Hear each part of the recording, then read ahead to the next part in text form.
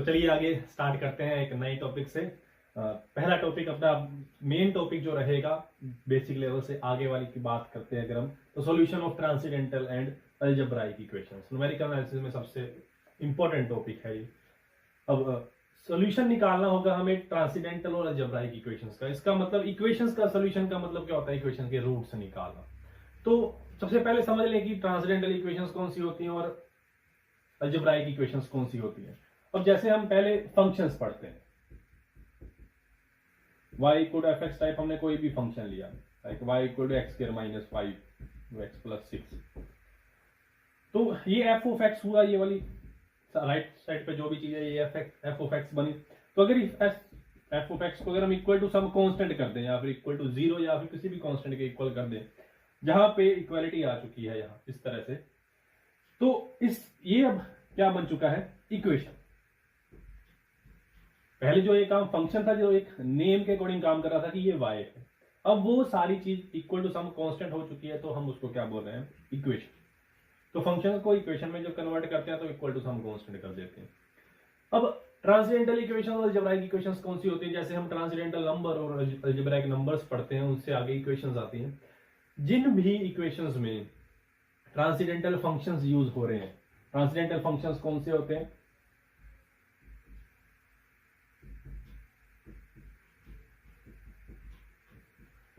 Like sine x, cos x, जितने भी trigonometric function है ट्रांसेंडेंटल फंक्शंस की कैटेगरी में आते हैं। एक्सपोनेंशियल फंक्शंस हो गए, लॉगरिथमिक फंक्शंस हो गए,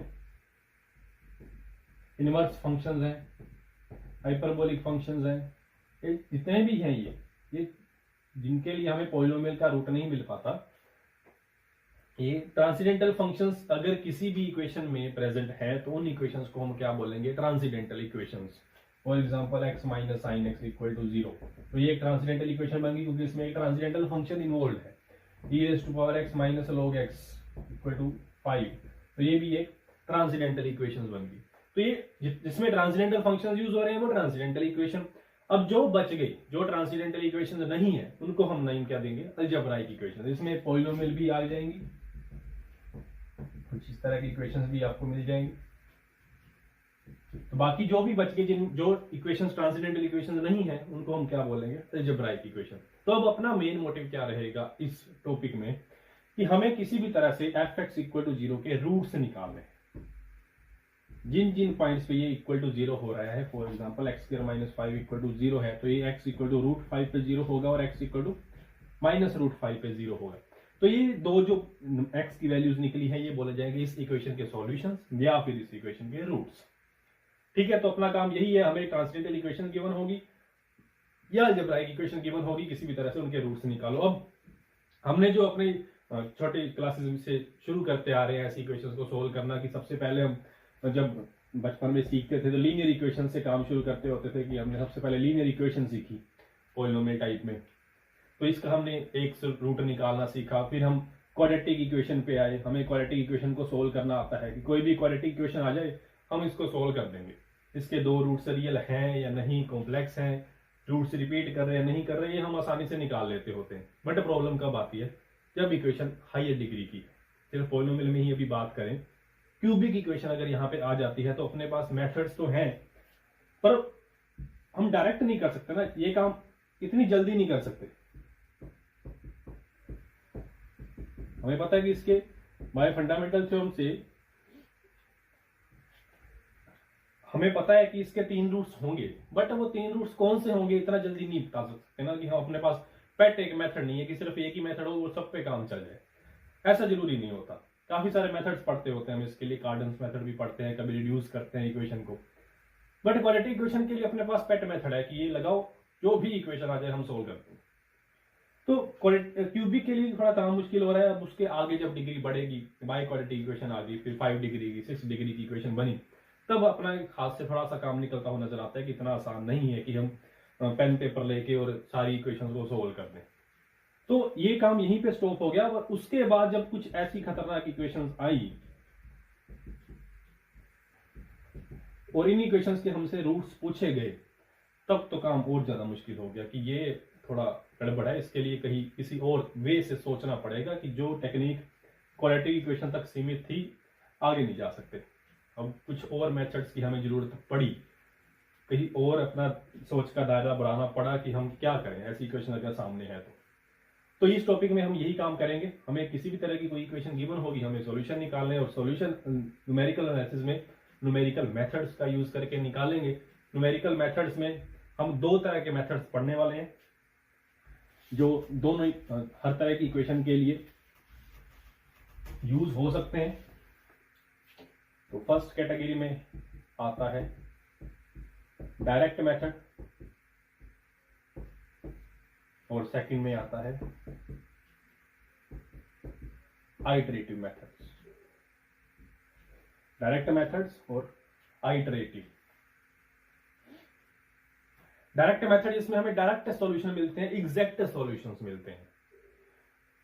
for example ax plus b equal to 0 linear equation है where a is non zero, तो हमें x equal to minus b over a exact solution मिला। एक सॉल्यूशन हम एग्जैक्ट की बात करते हैं, एक अप्रोक्सीमेट सॉल्यूशन की बात करते हैं जो मिलता जुलता हो, इसमें एरर की भी जरूरत होती है, और एक एग्जैक्ट सॉल्यूशन जो एग्जैक्ट वैल्यू देगा कि इसका यही रूट हो सकता है, इसके अलावा और कोई नहीं हो सकता। क्वाड्रेटिक इक्वेशन में भी अपने पास एक मेथड होता है जो डायरेक्ट हम सोल्व करके इसके सॉल्यूशन निकालते हैं।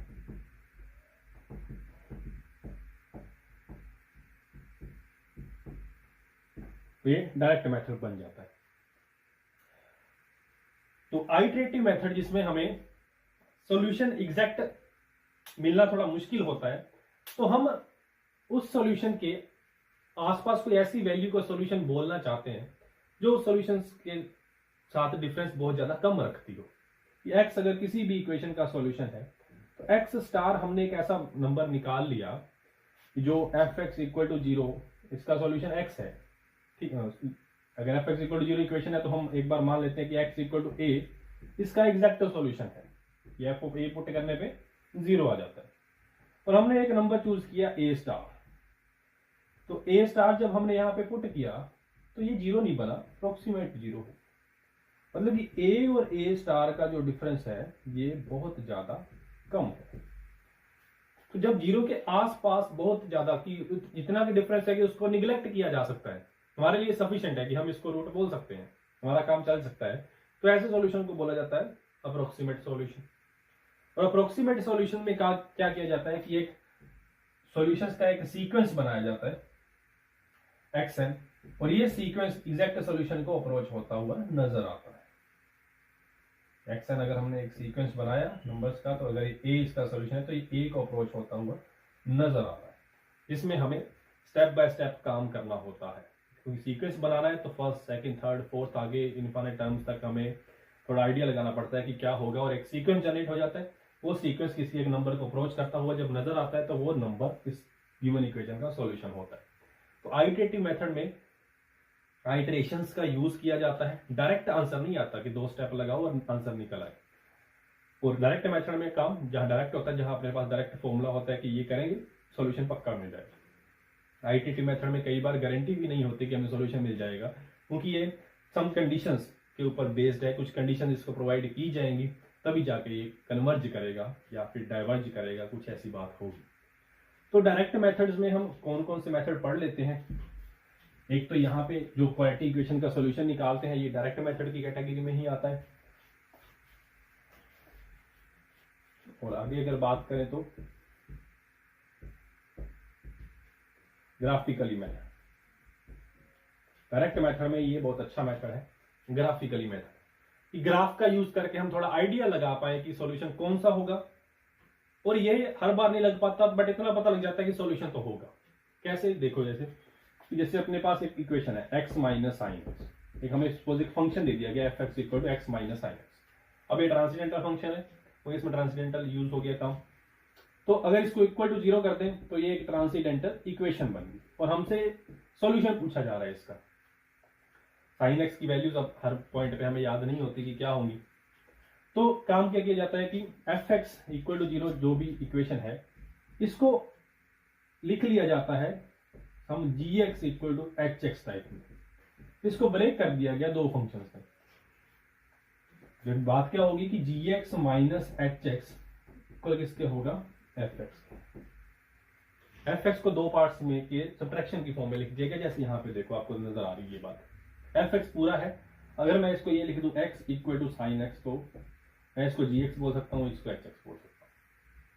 ठीक है, इसको दो पार्ट्स में हमने डिवाइड करके एक तरह से लिख दिया।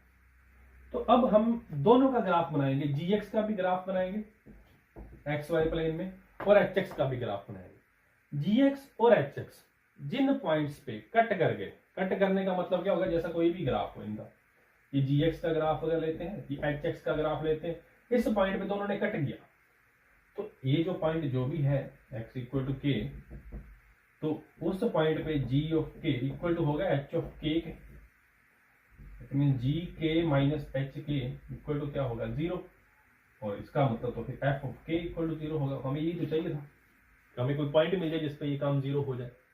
तो इसको बोलते हैं ग्राफिकली मेथड की, इसको दो पार्ट्स में डिवाइड करो, दोनों का ग्राफ बनाओ, जहां पे दोनों इंटरसेक्ट करेंगे वो पॉइंट गिवन फंक्शन का या गिवन इक्वेशन का रूट होगा। जैसे x equal to sine X है, अब इसको क्या कर सकते हैं, y इक्वल टू एक्स का ग्राफ बनाया हमने लेफ्ट साइड वाला, और साइन एक्स का ग्राफ बनाया।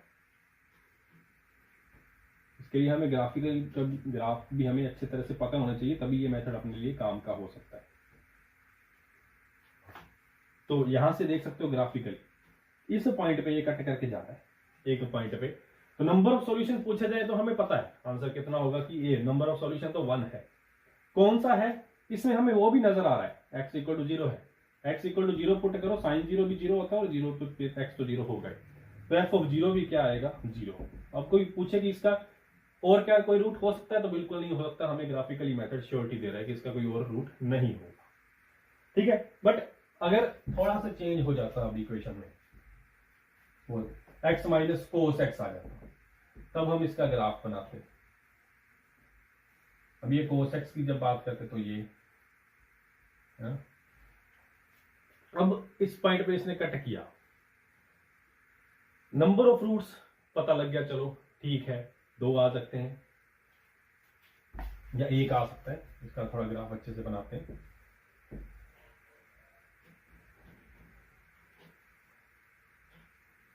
नंबर ऑफ रूट इसके भी 1 ही आएगा, ये वाला। अब यहां तक बात ठीक है, नंबर ऑफ रूट्स पूछे हैं तो 1 है, बट कौन सा है पे बात अटक गई यहाँ पे। अब ये तो हमें नहीं नजर आ रहा कि डायरेक्ट हम पॉइंट ढूंढ लें कि ये कौन सा है, इतना आसान काम भी नहीं। तो ग्राफिकली मेथड, थोड़ा सा इसको डायरेक्ट मेथड बोल देते हैं, किसके लिए, सिर्फ नंबर ऑफ रूट्स निकालने के लिए। अदरवाइज हमें हर बार ये रूट की गारंटी नहीं देता कि क्या हो, क्योंकि पक्का श्योरिटी है नंबर ऑफ रूट्स के लिए, तो डायरेक्ट बोल दिया गया है। सॉल्यूशन क्या होगा ये हमें नहीं पता। अब x equal to tan x की बात करें, या x minus tan x equal to 0, तो यहां पे tan x का ग्राफ बनाया, y equal to x line तो कितने पॉइंट्स पे कट करेगी, इसको इनफाइनाइट पॉइंट पे, तो नंबर ऑफ रूट्स तो कितने हो गए इनफाइनाइट, बट कौन कौन से हैं हमें नहीं पता।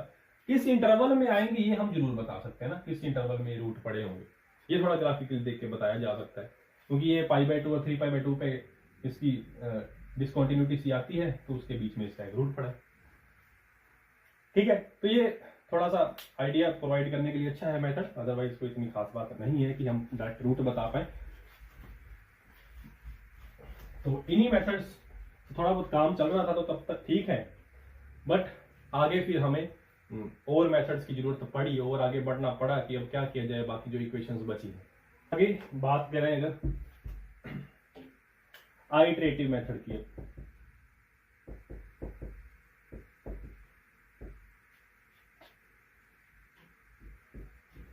तो ये मेथड्स काफी कामयाब हुए इक्वेशंस का सॉल्यूशन प्रोवाइड करने के लिए, कि चाहे वो ट्रांसेंडेंटल हो या अलजेब्राइक हो, कि एक होप है अपने पास कि अगर इन मेथड्स को हम अच्छे से अप्लाई करना सीख लें, तब हम बहुत सारी इक्वेशंस का ही सॉल्यूशन निकाल पाएंगे। काफी सारे मेथड्स हैं, सबसे पहले मेथड जो बनता है जिसको इंपॉर्टेंस दी जाती है वो bisection method.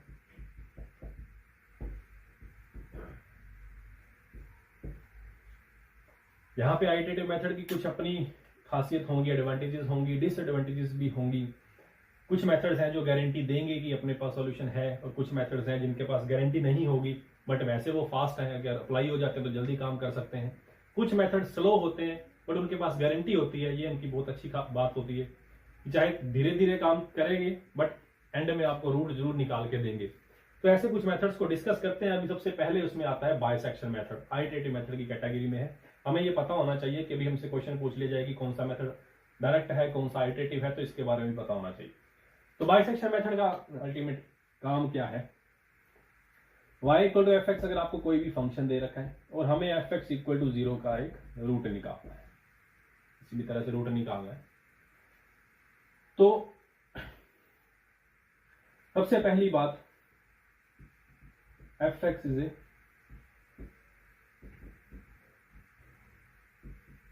Continuous function in interval A B. किसी गिवन एक इंटरवल में अगर ये फंक्शन कॉन्टिन्यूअस है। दूसरी बात, F of A into F of B क्या है? Less than 0।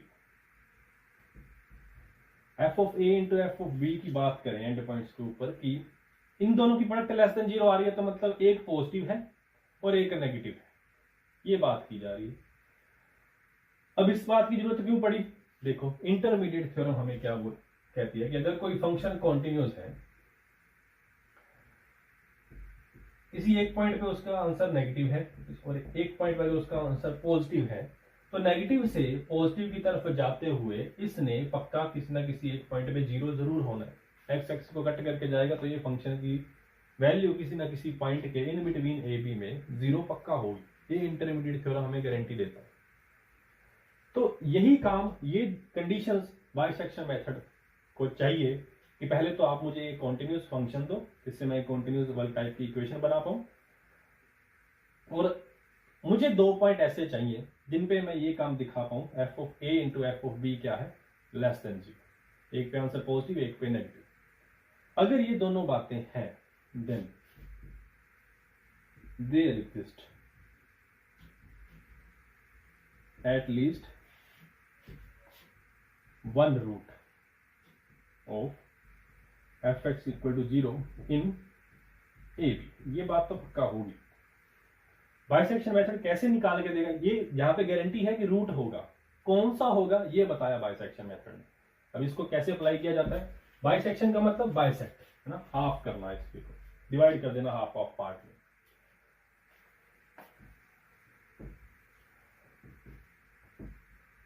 F Y equal F X, इस तरह से कोई फंक्शन था जिसको इक्वेशन बना लिया गया।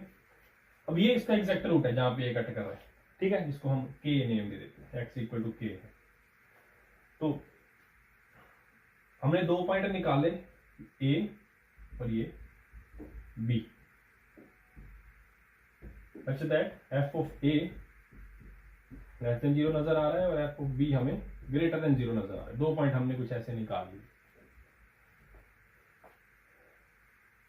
तो अब ए और बी पूरा इंटरवल है, इसकी लेंथ कितनी है? बी माइनस है। अब हमने क्या किया कि इन दोनों का मिड पॉइंट दिया, ए प्लस बी बाई 2 किया ना, एक नया पॉइंट निकलेगा जिसको नेम क्या दे दिया हमने? x1। अब ये पॉइंट इन दोनों के बिल्कुल मिडिल में होगा। हो क्या सकता है? अब क्या क्या पॉसिबिलिटी है कि f ऑफ x1, और यहां पे अगर पड़ा है x1 यहां आ गया, तो x1 पे आंसर कितना है? पॉजिटिव। हो सकता था x1 यहां पे आ जाए, ग्राफ थोड़ा आगे पीछे हो जाए, नेगेटिव भी हो सकता था। हो सकता था x1 बिल्कुल k के ऊपर ही आ जाए, तो मतलब f ऑफ x1 0 भी हो सकता है, f ऑफ x1 पॉजिटिव भी हो सकता है, f ऑफ x1 नेगेटिव भी हो सकता है। ठीक है, पॉजिटिव भी हो सकता है, 0 भी हो सकता है, नेगेटिव भी हो सकता है। अगर f ऑफ x1 0 हो गया तो दिस इंप्लाइज क्या है? x1 is the root of F X equal to 0। फिर तो जो हमें चाहिए था हमें मिल ही गया, हमें डायरेक्ट रूट ही पता लग गया। बट अगर ये पॉजिटिव है या नेगेटिव है तब हमें काम आगे करना पड़ेगा। आगे करना पड़ेगा मतलब आइटरेशंस लगानी पड़ेंगी, ये पक्का आइटरेटिव मेथड। x1 सपोज हम मान लेते हैं कि x1 ये वाला पॉइंट है, सच दैट क्या है कि x1 पे आंसर क्या है? पॉजिटिव।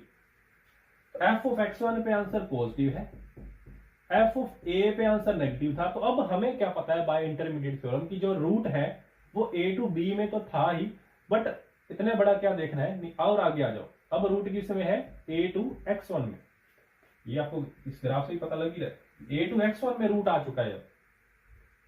ठीक है, ये फर्स्ट आइटरेशन होगी, हमने पहला स्टेप रूट की तरफ फॉरवर्ड कर लिया। ठीक है, अब क्या करेंगे, यही काम आगे कर लो, इनको रिपीट किया। फिर हमने इन दोनों का मीन निकाला, a plus x one by two, इसको नेम क्या दे दिया हमने, x2।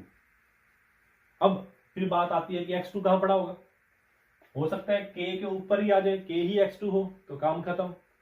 लेफ्ट हो सकता है, राइट हो सकता है। लेफ्ट हो जाएगा तो आंसर नीचे नेगेटिव होगा, उधर राइट हो जाएगा तो आंसर पॉजिटिव होगा। अगर मान लेते हैं कि x2 यहां पे है, ये नेगेटिव आंसर दे रहा है, ये अगर f of x2 negative answer दे रहा है तो अब रूट किस में लाई करेगा, x2 और x1 के बीच में। क्लियर है, ये नया रूट किस में लाई करेगा, x2 और x1 पे। अब यही काम फिर करो आगे, इन दोनों को ऐड करके डिवाइड बाय 2 कर दो, नया पॉइंट क्या निकल आएगा, x3।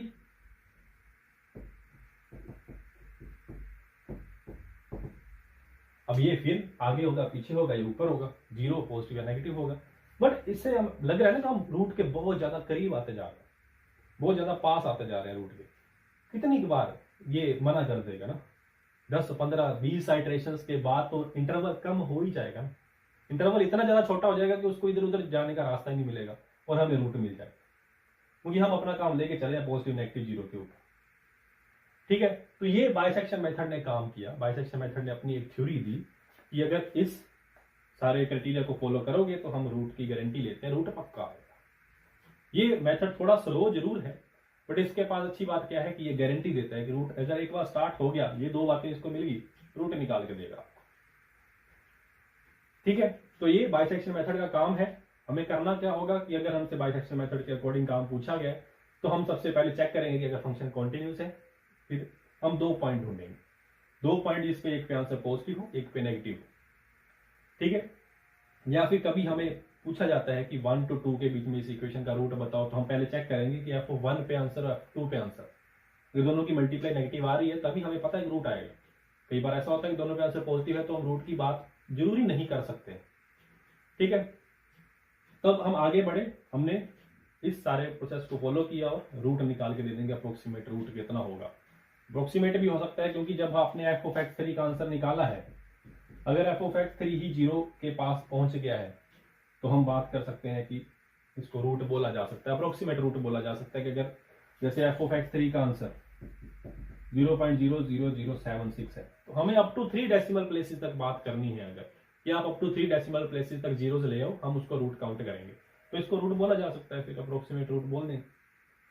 ठीक है, चलिए, तो ये बाइसेक्शन मेथड का काम था। इसकी एग्जांपल्स करते हैं, फिर और नए नए मेथड्स के ऊपर आते हैं कि और आगे कौन से मेथड्स पे काम किया जा सकता है। तो पहले इस सारी चीज को थोड़ा अच्छे से देखो। ठीक है, फंक्शन कॉन्टिन्यूस और 2 पॉइंट्स की नीड होगी हमें, जिससे हम बाइसेक्शन मेथड में आगे चले। क्लियर है, और जब पहले हमने बात की कि जो रूट इनिशियली लाई करता है वो a टू b में लाई करता है, तो a टू b जो इंटरवल था इसकी लेंथ कितनी है, b माइनस है। ठीक है, जब हमने one step first iteration use कर ली, x1 पे आ गए, तो a x1 की लेंथ कितनी होगी, पूरे का हाफ हो जाएगा। बाइसेक्ट करने का मतलब ही ये। नेक्स्ट स्टेप में इंटरवल की लेंथ कितनी हो जाएगी, हाफ। फिर और आगे चलेंगे तो इसका और हाफ हो जाएगा, मतलब 2 स्क्वायर हो जाएगा। तो ऐसे करते करते जब हमने आइटरेशन यूज कर ली एन टाइप में, तो b माइनस ए ओवर 2s पर एन लेंथ बन जाएगी। ये जो लेंथ है जब लेस देन एप्सिलॉन आ गई, तब हम बोलेंगे कि जो भी यहाँ पे xn निकला होगा वो इस इक्वेशन का रूट बोला जा सकता है। जब इंटरवल की लेंथ ही खत्म हो गई है, एक ही पॉइंट पे इंटरवल आकर रुक गया तो उसकी कोई लेंथ नहीं है, तब हम बोलेंगे कि ये इसका रूट बन गया, जो ये काम कर देगा। जहां भी इंटरवल की लेंथ अप्रोचेस टू 0 हो गई, वहां पे रूट हमें मिल जाएगा पक्का। तो इसका यूज करके हम नंबर ऑफ आइटरेशंस भी निकाल सकते हैं कि कितनी होगी, कि नंबर ऑफ आइटरेशंस कितनी यूज करें, इंटरवल की लेंथ हम इतनी छोटी कर पाए। ठीक है, तो ये भी काम किया जा सकता है इस फॉर्म में। नंबर ऑफ आइटरेशंस पूछी जाए कि हमें अगर ये डिफरेंस हमें 1/100 चाहिए तो कितना काम करें, कि कितने नंबर ऑफ आइटरेशन यूज करें कि हम यहाँ पे काम पहुंच जाए। तो हमें b प्रोवाइड होगा, a प्रोवाइड होगा, ये भी प्रोवाइडेड है, एप्सिलॉन भी, सिर्फ n निकालना है इसको सोल्व करके और वो निकाल सकते हैं। ठीक है, तो बाइसेक्शन मेथड से शुरुआत की है, इसकी नेक्स्ट हम एग्जांपल्स करते हैं, तब तक इस सारे की आप थ्योरी कवर करें। ठीक है।